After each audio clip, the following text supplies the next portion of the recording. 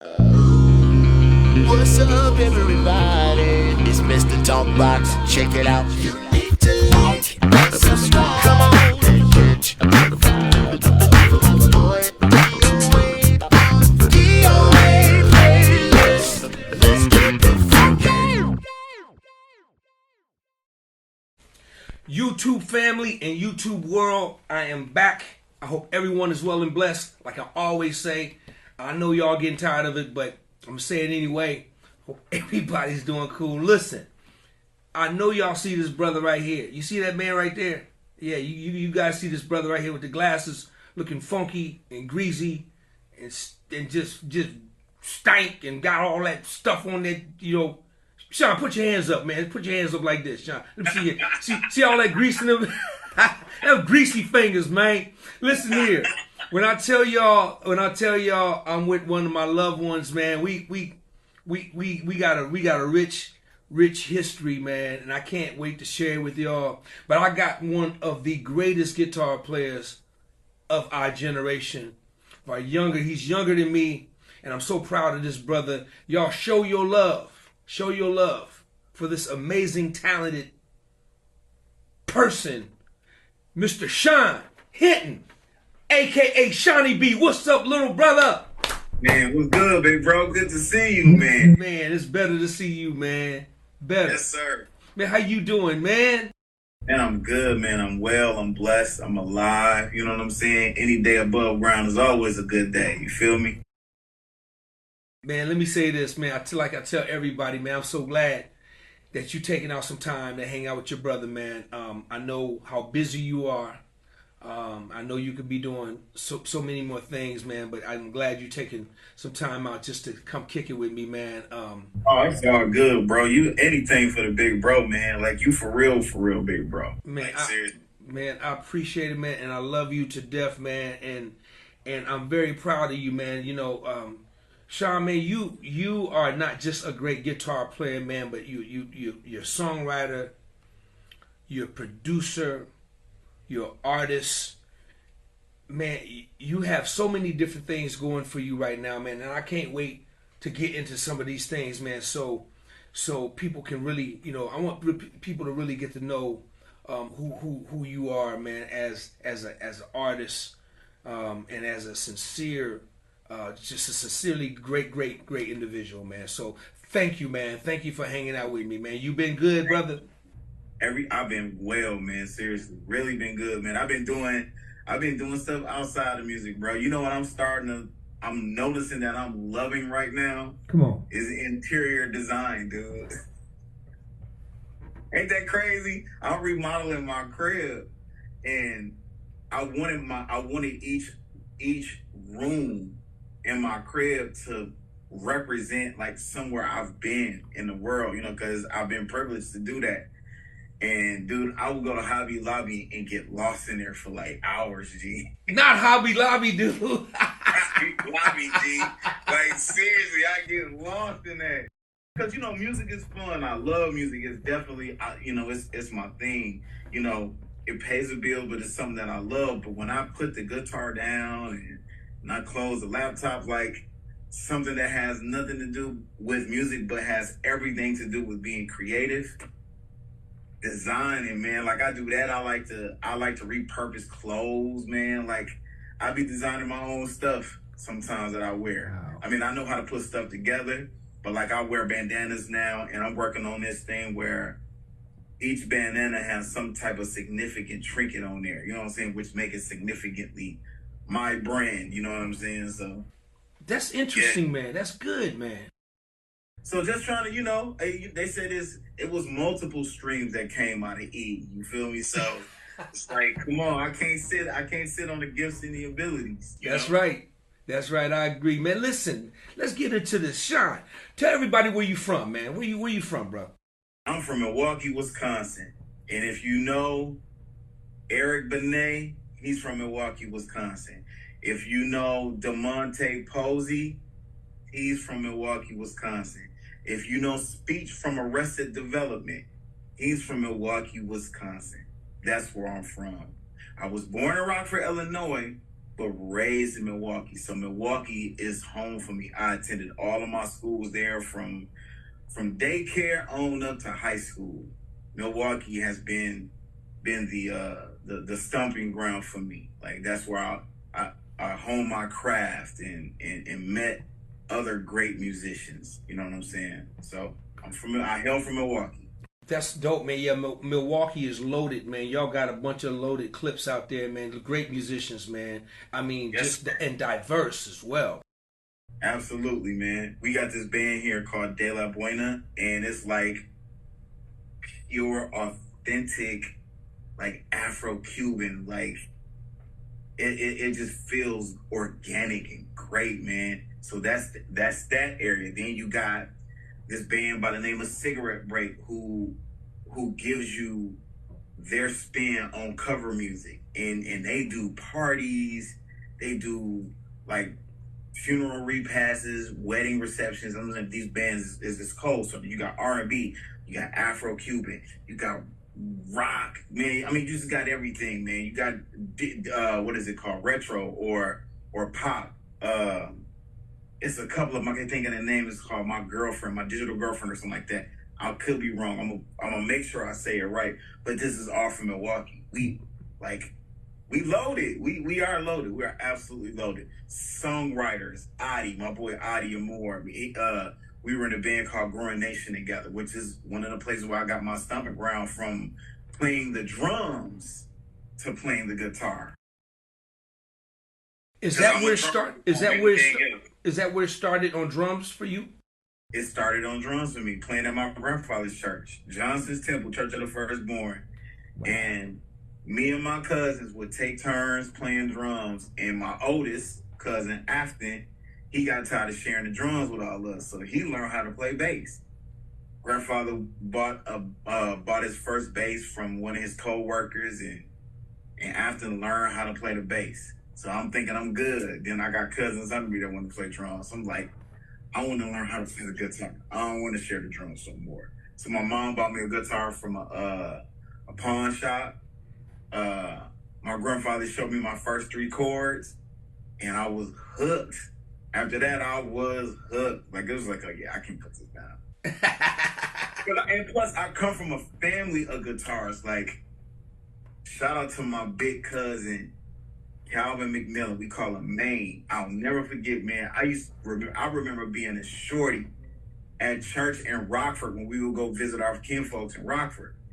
And one Sunday, Maine was playing I Want to Be Your Man by Roger. And I was like, oh my God, this dude is cold. Like, I was a kid losing it. Because I remember hearing I Want to Be Your Man by Roger. This is how cold my cousin Maine is on guitar.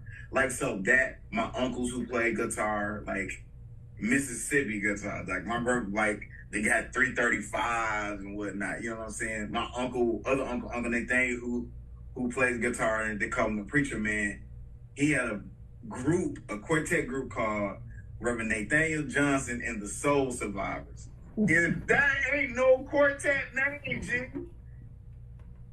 That's how, and listen, that's how rich, like that's how rich it is. Like, they may not know the Johnson name. Like, my grandfather's a Johnson. His brothers were Johnson. They were all from Salis, Mississippi. But that's how deep it go. Like, that's my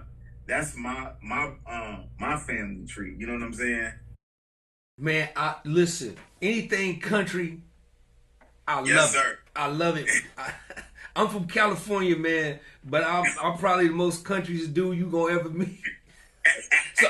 So I love it, man. So now let's talk a little bit about your quartet background, man, because I know you know, definitely in the church, but man, you got a deep, rich quartet background, man. Oh yeah, and I'll even say this because I don't want to take too much credit for it, but my first cousin, Afton Johnson, they call him Willie Banks Jr. I just let the cat out of the bag. Willie Banks is Afton's dad. And I can remember, yo, listen, check this out. I remember when Willie Banks and the Messengers used to come to Milwaukee. And we used to play at this church called Bethel Baptist Church.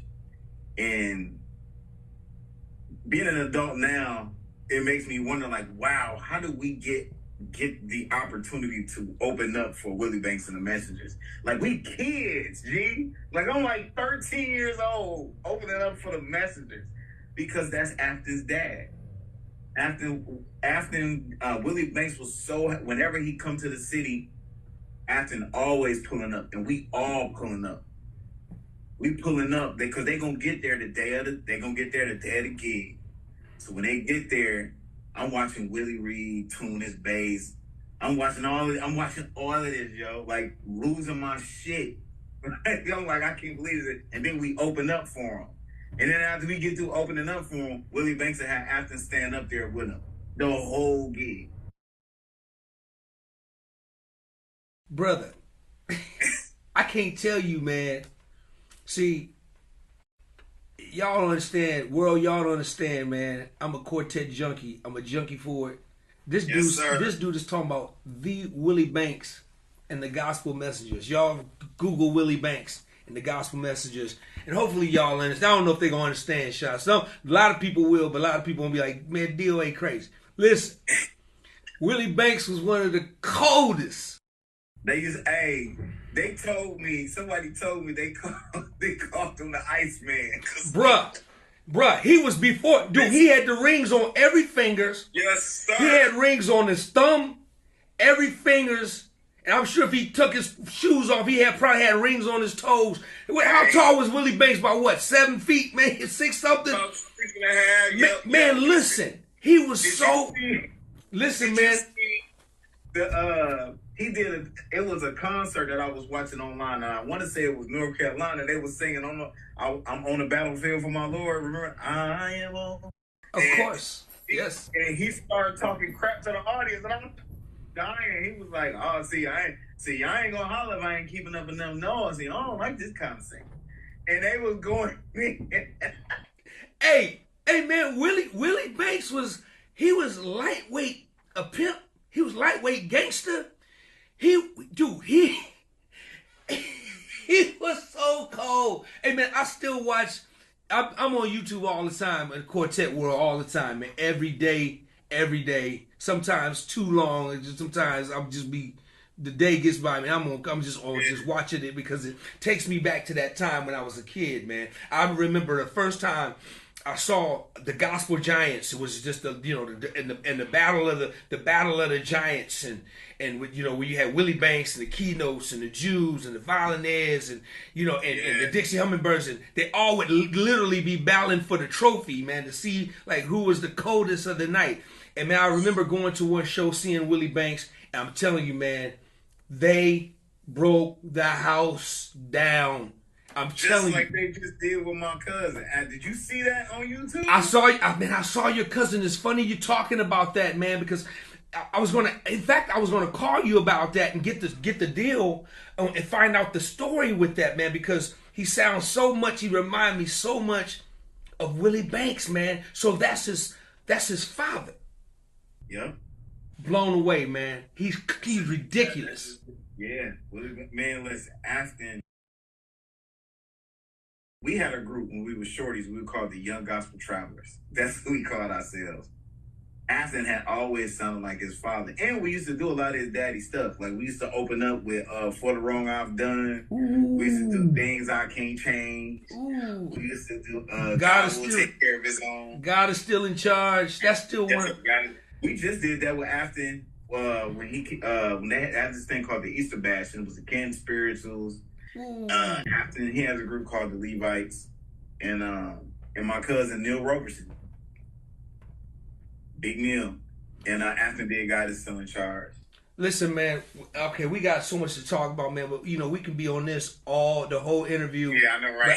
But I don't want to drive everybody crazy with this, man. But I get excited, man. So I gotta calm down. I gotta pull back because when we talking about this is my world, bro. But anyway, so. Shonn, let's move it up a bit, man. Okay. When did you? So as a kid, when you picked the guitar up, you knew that was it. It was a done deal. You knew that guitar was going to be your main instrument. Then as you got older, Shonn, tell me a little bit, about your journey, man. About Like, you know, did you go to school for music? Did you study? Did you you know, properly trained, or are you just tell me your thing. Is everything by ear, or tell me your story, man. All by ear, but I came from Milwaukee High School of the Arts. It was an artsy high school. So I was in, you know, the music department. I was in jazz. But here's the crazy thing, D. I wasn't a guitarist in high school. I was the drummer. I was studying Max Roach, Philly Joe Jones, Elvin Jones. Like I love drumming. Like I was like, not only was I a church drummer, but I knew how to switch it up. Like listening and having those influences, like Max Roach, like I said, you know, all of those great jazz drummers.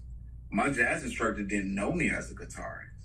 I would pick up the guitar from time to time, but they knew me as the drummer and secondary instrument bass.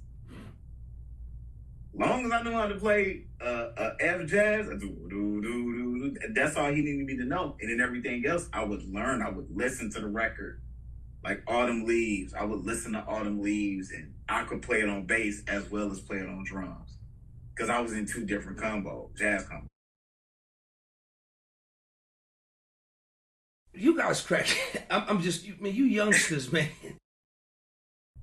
Yeah, my jazz instructor did, like, I see him now as an adult, and he's like, Raymond, I had, you know, because my first name is Raymond. So he's like, I had no idea you played, because I said, I sure did. Because I was sitting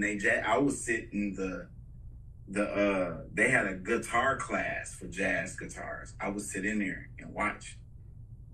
I would watch, because I love jazz chords. Like, I can't play them all fluently, but like they make you feel a way. You know what I'm saying? So Shonn, was that when the switch was starting to happen, or was the time where you just was starting to just cater and just move? When I got out of high school, that's when it started. That's when it switched off. I started doing more guitar stuff, and that rabbit hole it got deeper and deeper and deeper and deeper.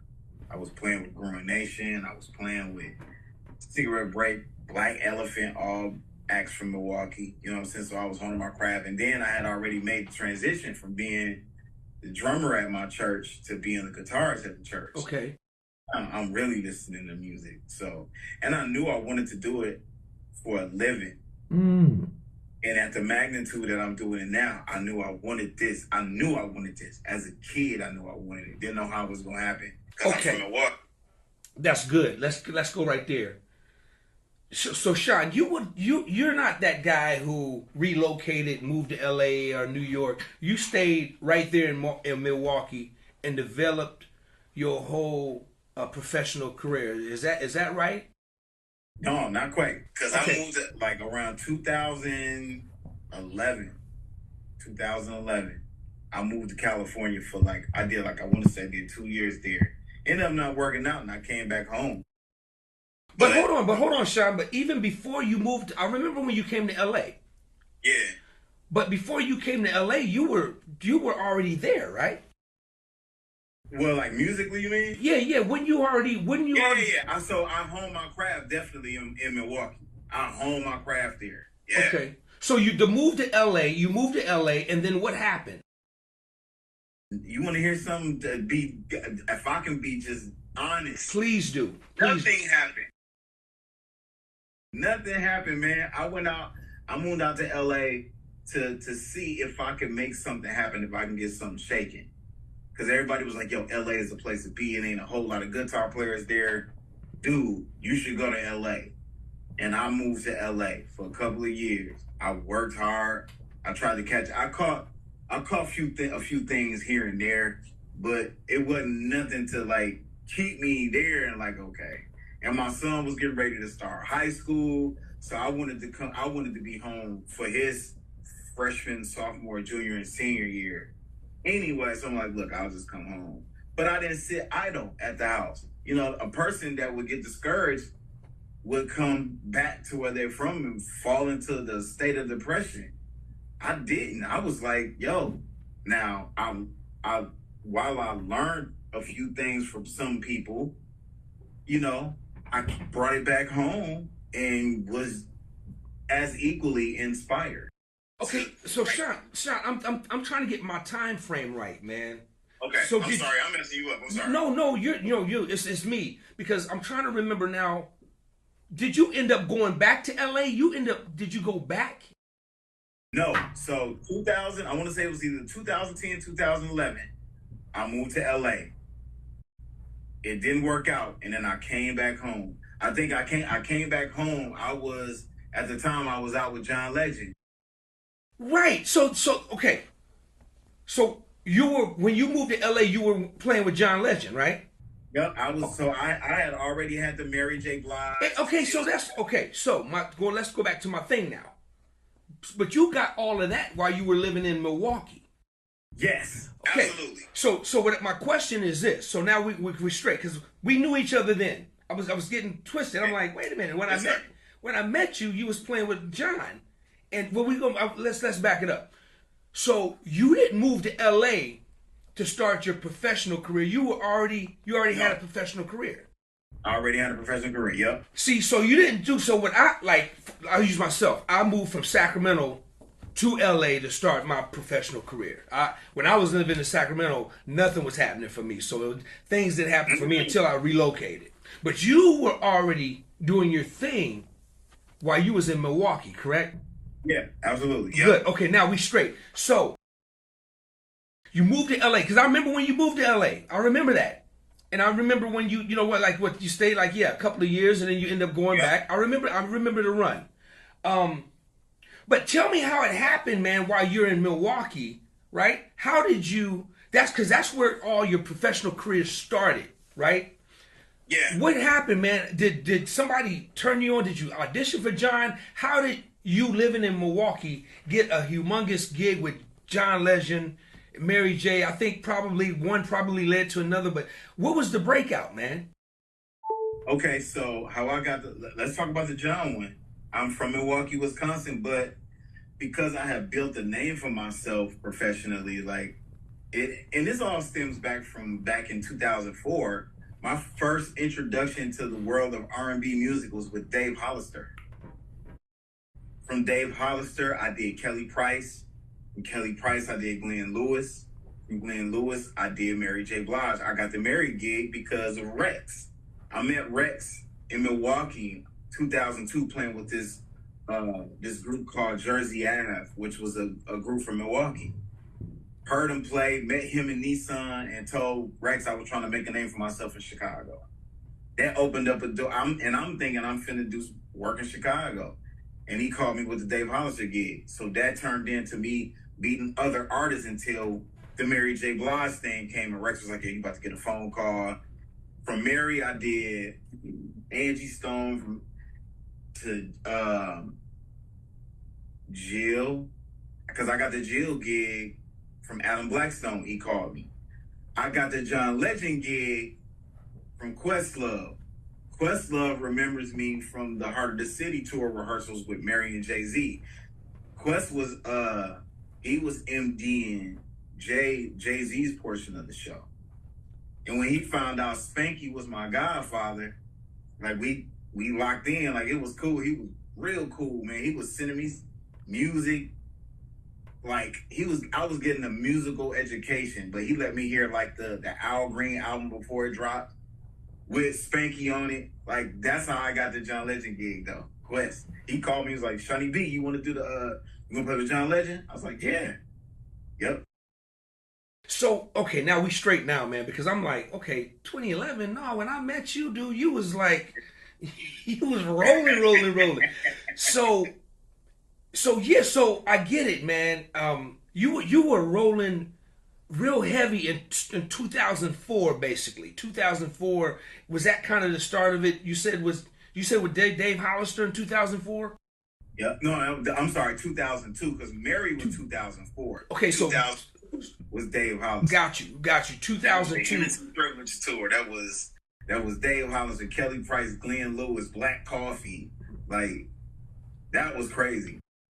So basically, man, you built. Here's a cat, born in what part of Illinois? You say you was born in Illinois. What part? Rockford.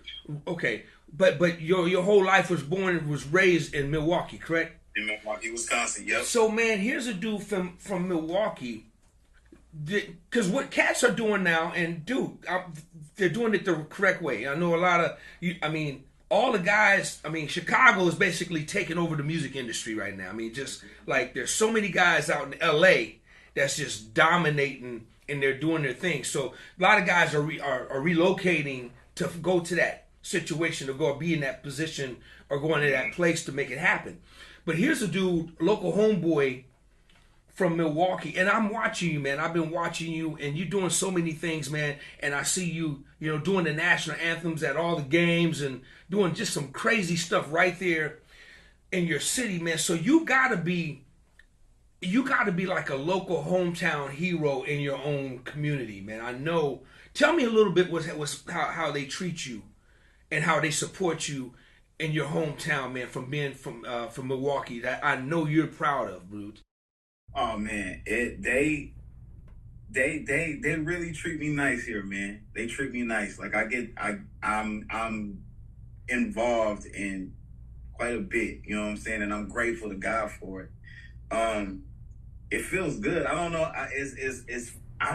I think what made them take notice was, me being Mary's guitarist, and then they find out that I'm an artist myself, because like I'm no specific genre of music. I can do it all. So I got a band by the name of Shotgun, and we do high energy quartet-y rock type of music that plays halftime for a Bucks game. But because of the radio station here in Milwaukee called 88.9, they fool with Shotgun real heavy. So, and then with the R&B stuff for me, is my Uncle Homer Blow and 860 WNOV to be showing me mad love. Shout out to my Uncle Homer Blow. One of the biggest DJs in the city. Like, they show love like that because they were there from the ground up. You know what I'm saying? Like, they were at engagements. Homer would be hosting and DJing, and I'd be playing with Cigarette Break or Grunt Nation, and Shonn, that's gotta make you. Not the whole entire city is showing up for me now. Like, I done moved from just doing music to public speaking now. So like, my city loves me. They embrace me. I got a day named after me. I wrote a song during the pandemic. I think it was Kentucky had issued a challenge to Milwaukee to write a song. They did a song celebrating Kentucky, and I wrote a song called Milwaukee Strong, and it had multiple artists sing the lyrics that I had written. And the mayor loved it. It was for the mayor, so the mayor. July 24th is Milwaukee Strong Day. That's my day. Wow, man, that's got to make you feel good, bruh. Yeah, it really does. That's got to make you feel good, man. The fact that you were able, and you're still doing it at a high level, man. You're Mary's MD now, and John Legend, and all the stuff that you've accomplished at such a young age, man, dude. It's just I admire you, brothers, man, and I'm very proud of you, man. Thank you, man. Let me see. I think, where were we when we met? Where were we? I'm trying to think. Were we on a gig, or I can't remember? Did we do something? I want to say it was in Burbank. They was making a transition from you to Benny on bass. Was that? Oh, okay. When I was turning it over to Benny. Yep. Yeah, I think so. That's right. I think so. Seemed like we. Okay, you're probably. I think you're right, man. And let me tell you how we hit it off so hard. Though. Yeah. We start talking about quartet. That's how we hit it off. That's right. And dude, I loved you so much, man. I said, dude, we are going to, because that's when I was really. That's the time, Shonn, I was telling you my vision about production. We was talking a lot about production. and I was telling you about the next chapter in my life, and I said, man, I love the way you play. I said, man, we gonna make a connection. We gotta figure it out. And you're right, man. We just hit it off so strong. And you know, that's a little secret. If anybody wanna get close to me, you just start talking about quartet music, and you know, you you got my heart, man. But we sincerely talked for quite a long time, man. And then eventually we ended up getting together. Yes, sir. You listen. Forever indebted to you, man. Like you showed me, you showed me a lot, and you taught me a lot. You showed me like how a person who's interested in you musically is supposed to be treated. You did that. You paid for my flight. I stayed at your crib. I didn't have to come out of my pocket for I don't think nothing, and we was on your dime the whole time. And you showed me that's what a leader looks like. Because there's a boss who dictates, and then there's a leader who inspires and motivates and cultivates. You were cultivating me, who I am now. Like I'm a product of a lot of things that I've learned from some great people over the years. You're definitely one of them. Like you showed me, like the music is the easy thing because you cold. You know what I'm saying? Like, dude, I'll never forget the time we sat in my bedroom where I was at your crib, and I had my guitar out and you had your bass, and we was just driving. Gee, I was like, yo, this dude is cold. And we started talking about the Volunteers and Jubu, and you was telling me stories about Ray. You know what I'm saying? Because y'all from the Bay. That's the Bay. Hey, man. That's what we eat, sleep, drink, everything. But man, let's get off. I don't want this to be about me, none whatsoever. But listen, when you came out, man, and we did some work, man, and we went to the studio, and man, I realized how dope of a writer and a producer you were, man. And I was like, this dude, he really knows how to write great records. You know, you were dope, not just from a guitar perspective, man, but you was just a great producer, and you was basically kind of building that. You were kind of building. Am I correct? You were getting it. I was, man, and I was blown away, man. I was blown away by how much knowledge you had, and where you were as a producer. And I was like, man, this dude. So to see where you are now, Shonn, producing your records and doing what you're doing, man, with your production, you've just elevated your gift, man. You just elevated to a whole nother level, man. So, you know, the MD chair for Mary, you deserve all of that, man. You deserve, you're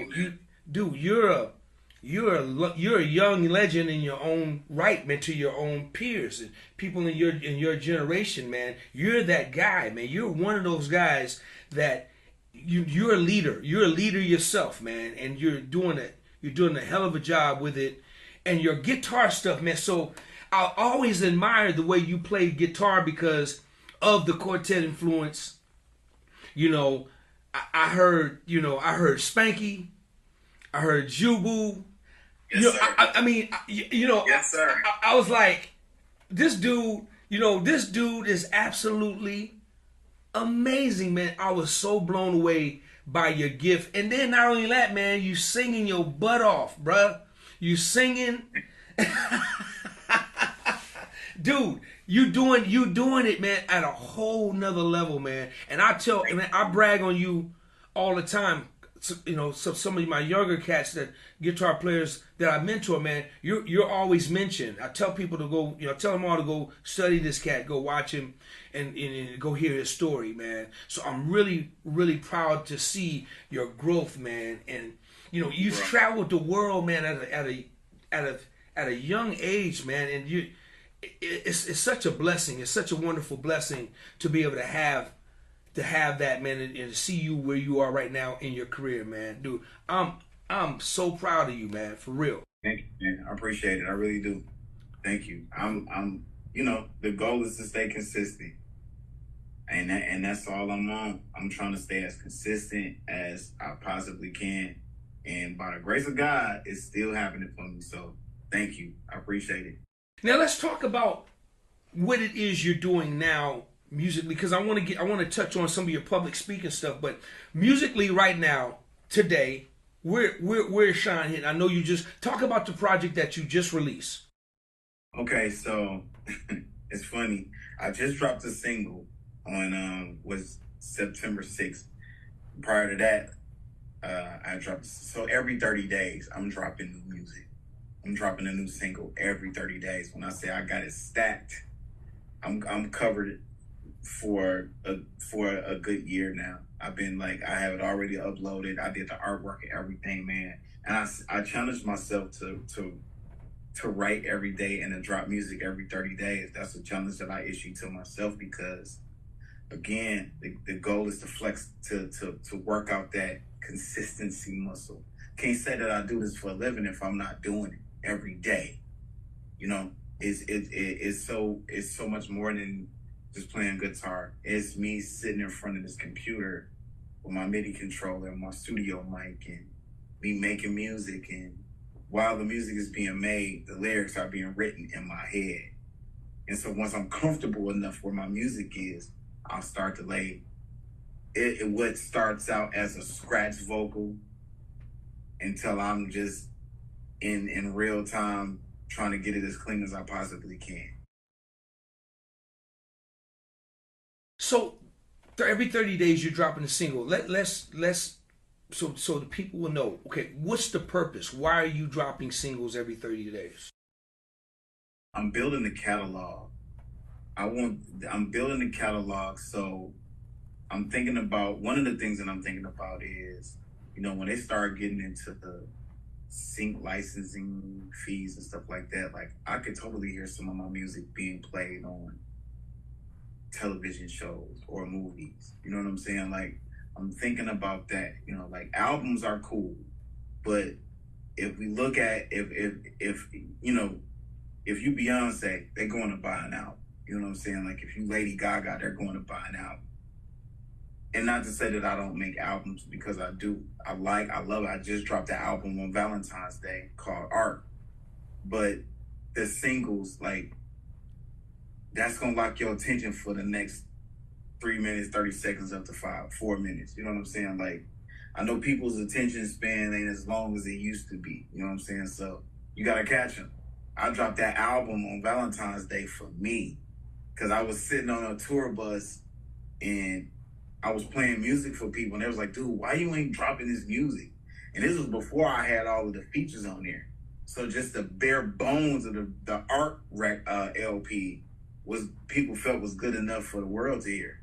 And then I went home and started calling in favorites like Paul Jackson Jr. and Jubu and Elijah Baker and Lawrence Jones. Like, I'm naming names now. Chris Payton, Jeremiah Drippy J. Sutton, Rex Hardy, Paul Jones, Marcus Kinsey, Monty Newell, Rodney East. Oh my God, yo.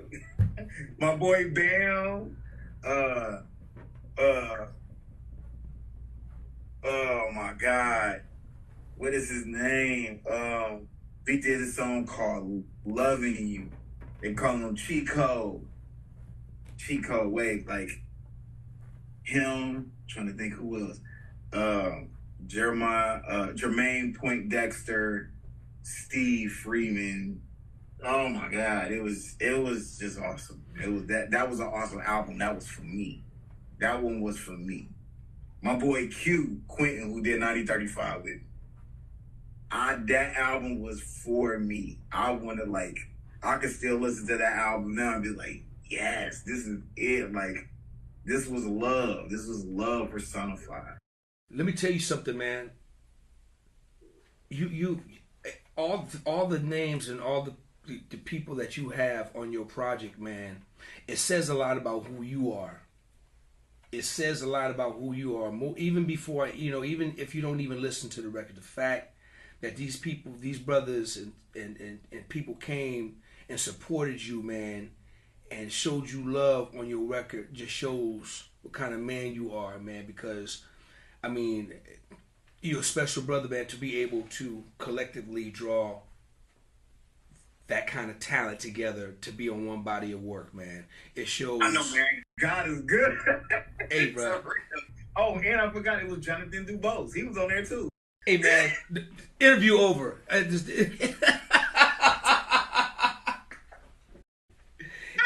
Man, that's, dude, let me tell you. Incredible, incredible, incredible. Incredible, man. Incredible, incredible, incredible. Still, incredible. We'll put the link in, man, so people can go check out the body of work and see and hear the project, man. But dude, I'm so proud of you, man. I'm so proud of you with that project, and that's mind blowing, man. With all these people that's on this one body of work, man. Not too many people. You got to be a special brother to be able to pull those, to draw all these people together in one room, man. So. I say right on to you, man. Blessed, man. I'm blessed. I'm blessed, man. Seriously, to God be the glory. Man, tell me about the public speaking, man, because we talked a little bit about this the other day, man, and now that was interesting. So what's going on? What's going on with that? What are you doing with that? So this all started back when my high school, my principal, he was my drum instructor at the time at MHSA. His name is Barry Applewhite, and when I started playing for Mary, I would come back home and my high school would do these workshops. So part of my workshop would be me talking to the students and just telling them my story, telling how it started from me being here in the city of Milwaukee to being all over the world, and that birthed inside of me speaking. Because, again, we all know the music is the easy part. Even when you learn stuff, the music is the easy part. It's the other technical stuff that makes or breaks, the total package, the total man. That was being birthed inside of me. So the public speaking that I've been doing has been me telling my story and what it took for me to get to where I, was to where I am now, and the sacrifices that had to be made. Like this is life changing. Like God put it in me to help change somebody's life, to be a turning point. Like we were just talking about this yesterday with this company that I partnered up with called True School, and I am the music instructor for their live band. So I'm bringing my area of expertise as a musician and a musical director, and teaching these kids that. But that's the the music is the easy part, but it's the technicalities that opens up that door. So it's been amazing, man, to be able to not be afraid to speak, because I would have never thought in a million years that I could do it, and like. I used to get nervous giving Easter speeches at church. So to do it now and not even think twice about it's easy. Like I can talk. And that's the thing. I want to be a turning point for the youth or an adult that wants to try something. Like let my life story be the, some type of illustration of, you can do it too. And that's what public speaking is for me. Because I'm just that's easy. I'm just telling my story. Man, I love the way you're thinking. I mean, I love the fact that I love when musicians, man, because this ride is short, man. Yeah. You got this ride, and then, as we get older and there's a younger generation coming up, you slowly but surely, go transition to the next phase of the chapter of your life. Still dealing with what you love in music. You're not still trying to hang on and be some old man trying to do these gigs. When these youngsters are coming up and it's their world right now. And so you're thinking, the way you're thinking about, you're sowing these seeds in your future. And I love that, man. I think that's important for musicians to do, to have to think and sow seeds in their future to know what to think about what's next. You know, it still has to deal with the arts and people and what you love. So I love hearing stories like that, man, because it shows me that you know Shonn is going to be okay for the rest of his life because of the way he's thinking.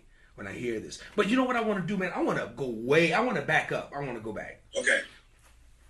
You said that you moved to LA. I want to talk about that for 1 second, man, because I want to ask you a question about that. You moved to LA. Mm-hmm. Your career is already banging. Your career is banging, right? Since 2002, right? 2002, yeah. You're already established, right? You got John Legend. You got Mary. How does a Shonn Hinton move to LA and nothing happens for Shonn Hinton in LA? You know, it could be a multitude of things if I just be honest. Come on, man, let's talk about it. I was very, very, very eager to make it in LA. But when you're eager and you don't know the right people, because I know a lot of people in LA, you know what I'm saying? But it made me question if I knew the right people in LA, you know, as far as finding work. And it wasn't. So to have an eagerness, an eager heart, a willing, you know, you're willing to work, you're willing to do, you know, you're willing to make your bones. It don't help if you don't know nobody like that. And I know a few people. So there were some things that I did, but I moved to LA with the same gigs I had and left with the same gigs. Like, I really wanted to do pop. I wanted to do rock. Like, I wanted to catch one of them big major tours. Like, that's why I moved out there. I'm like, yo, I want to do that. I want to be a session guitarist. And the other caveat to that could possibly be, well, maybe I just didn't apply myself enough. And I soul searched, you know what I'm saying? And when I would be sitting around my apartment, I would be working on music, but nothing was really happening for me. So I kind of felt guilty, like, yo, what's going on? Like, you know what I'm saying? Like, what am I not doing? I may not be applying myself. What could I be doing more? Which took a lot of soul searching. Then that eagerness would would intensify. And so now I'm playing with a chip on my shoulder in a sense of like, I'm finna kill this gig. Like, I played with a band called DW3. We used to do Spaghettinis out in Seal Beach. You know what I'm saying? Like, I would play with them on the weekends. And I played one time for Tyrese. I believe it was Teddy Pendergrass was being inducted into some type of Hall of Fame, and we was doing this in LA. And Tyrese did a couple of Teddy songs, and he did his song Stay.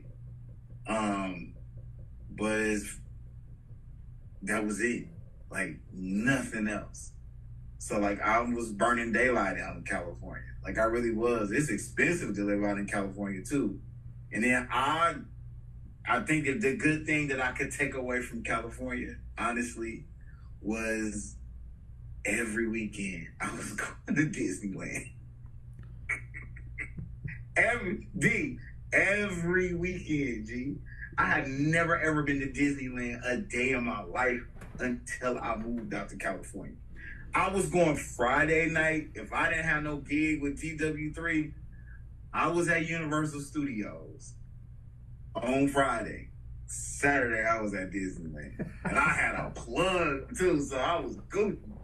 I was going, yo, listen, I'm a big kid, G. Like, I love amusement parks, especially Disneyland. Like, come on, like, when I was being from Milwaukee, D, and seeing the commercials, Disney World, the most magical place on earth. Yes, what's up? Yo, I went to Disney World in Florida, and people call me crazy for this, but it is not better than Disneyland in California, because it's Cali. I gotta disagree with that one. I've definitely got. That was the only thing about Cali. I gotta disagree, man. Disney World kills the one out. Maybe because I'm from California, man. But this, dude. Yo, listen. That was the good thing that came out of California for me. Cause I overdid the amusement parks. Now, like if I go to California, like if we got a few days off, I used to be the dude be like, yeah, man, I think I'm gonna go to Disneyland. I'm in my room, bro. Hey man, that's the funniest. Room, bro. That's the funniest story I heard in a long time. Wait a minute, man. Are you killing me with this, man? Wait a minute, Shonn. Come on, man. Wait a minute. One of the Now, great. if they would have called me, I would have left the amusement park and would have went home and got ready. But I wasn't getting no phone calls. I'm like, all right, I'm gonna go to Disneyland. Let's go. And I'll go a D. And I'm going solo dolo, G, like by myself. I don't care. Okay, man. I'm trying to picture that, but listen, you got one of the baddest guitar players in the world, living in LA, know all these people, And it didn't happen for him. and going to Disneyland. Man, that's I crazy. went back home, bro. I went back to the house. I went back to Milwaukee. I was like, I gave the old offering finger. And the old benediction, better Lord watch. I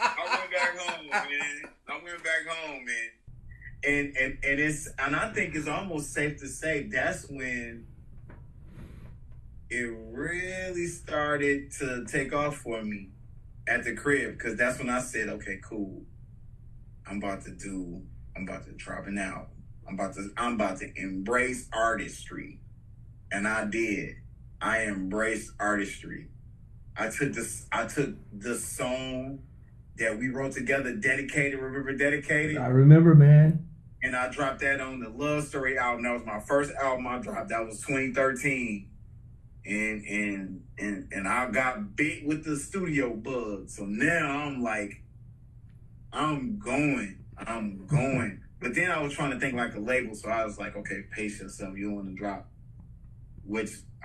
And looking back now, and I'm like, dude, I wish I would have just thought different. Like where I am now, I'm like, dude, listen, I don't care. I'm not signed to nobody. I own all my publishing writers. I can drop music whenever I want to drop it. I don't care. Like I'm dropping it, and I can still give it the proper amount of attention and care that it needs, because I have access to social media. Man, listen. We're going to close this out. The Disneyland story, dude. That's great, man. Because Shonn, I mean, you know, one of the baddest cats, and I'm sure your iPhone got everybody's number in it. I mean, you just named off 20 of the greatest musicians in the world. Exactly. And you're in LA, you're in LA and not able to take advantage of what maybe it's just LA. Maybe it's just the bottom line is, how about this? We close it out with this. It just wasn't for you. LA was not exactly. for you. Because I'm wondering why you would relocate to LA when your career was already popping at home.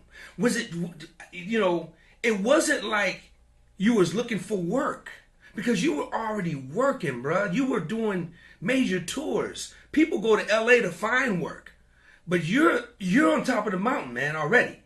You're doing big things, man. You've already traveled the world. So I guess, I'm not really sure of the reason. Made you move to LA? Huh? Are you wondering what made me move? Exactly. Bro, I moved to LA because I wanted more work. Like, I had the same gigs, absolutely. I was, like you said, I was on the mountain, and I'm playing with all these other artists, but when they ain't working, you ain't working. So I'm just like, yo, I need to move to LA because I can get more work. I wanted more work. And I've heard people tell me, like, yo, you can, in California, you out of sight, you out of mind. Go to where the work is. Thank God for my relationships with cats. While I was, living in Milwaukee, I can call, I can call Adam, or Adam can call me. You know what I'm saying? Rex could call me, or I can call him, and you know, they say like, "Yo, we got an opportunity for you." But I wanted to be out in LA, so somebody says, "Yo, 112 is finna do the Jay Leno show." That's how far back I'm going. You know, you home? Yep, I'm home. All right, meet us at the NBC studio. Like I wanted to be that as well, and not just the touring guitarist, but a real serious musician who made a career out of it. You know what I'm saying? Like people know me from the touring aspect. You know what I'm saying? Like they know me as a touring guitarist. Okay. They don't know me as a session guitarist. They don't know me as a guitarist who can play for any band. Like that's what I had aspired to be, and that's why I moved to LA. It's making sense. You're looking for bigger opportunities and to grow your brand, and I got you. Maybe even get a TV house gig or like you said, a big pop gig. About Teddy Campbell and Ricky Minor and they was doing a show, you know. Understood. Okay, I got it. So looking for bigger opportunities. And LA is the land of opportunity. It is definitely that. You know, it's that's why I moved there. You know, I moved there for 3 years. So I totally get it. Man, speaking of, you know, I'm gonna let you go, but man, you just mentioned 112, man.